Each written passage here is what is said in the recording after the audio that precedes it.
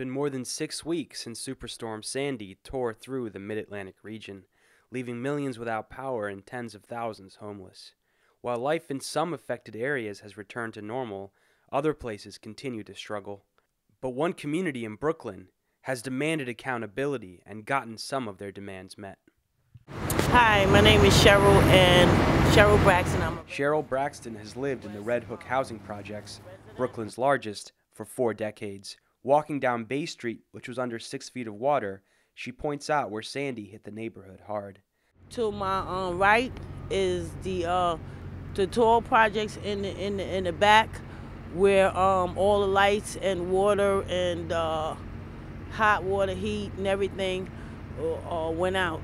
I'm going to walk toward where the rest of Sandy had flooded, which is where I live at. Along with the public housing development, neighboring homes and businesses are also still recovering from the storm. Right now, you're looking at garbage that's right out front of the 99-cent store and the Metro store. And then we have the beauty parlor, the 99 store and the Metro store, which has not opened yet since Sandy. Many people lost heat, power, and water after the storm, and the Red Cross and FEMA took days to arrive. It's send a message to us that they didn't care about people who live in public housing. You know, I felt that I was not counted. Tenant Eliza Pizarro works at the Red Hook Initiative, a community organization that became a central hub for relief efforts. Local residents, community organizations, and Occupy activists provided food, water, and medical supplies for thousands of tenants. Now they're pressing for answers from the New York City Housing Authority about the pace of current recovery and what changes need to be made to prevent a similar catastrophe in the future. So they need to, look at what they have, for, in case and damages like that when a storm hits, and then think about the people that live in those places and don't have those people wait, weeks before they get their power, water. I mean, we couldn't do essentials like take showers. We couldn't even flush the toilets. The Housing Authority repeatedly refused to answer FSRN's questions concerning allegations of slow disaster relief and recovery, but did respond in a statement saying they are working hard to restore electrical and heating systems damaged by the storm. I'm going to be honest, if you was to be without electricity, I can't really answer that question. Unless you go through it, then you know how it feels. Residents like Isaac Gill have also had to appeal to the city to provide immediate rent credits and suspend evictions.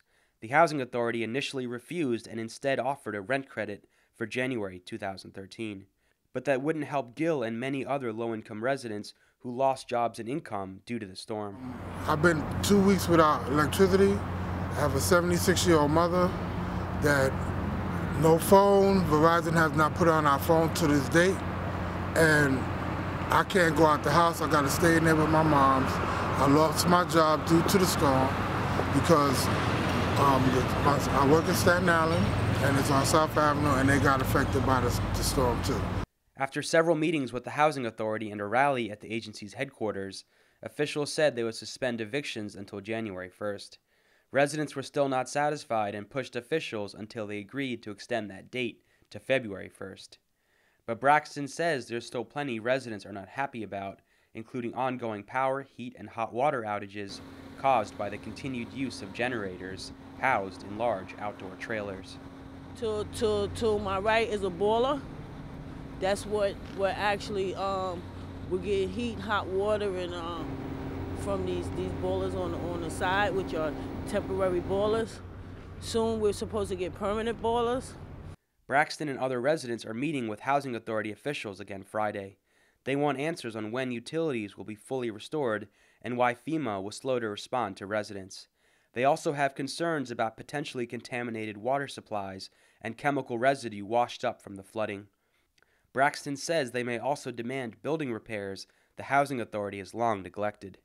We're going to have other meetings with them to actually see how the progress goes with what they're saying, so that they're working with us.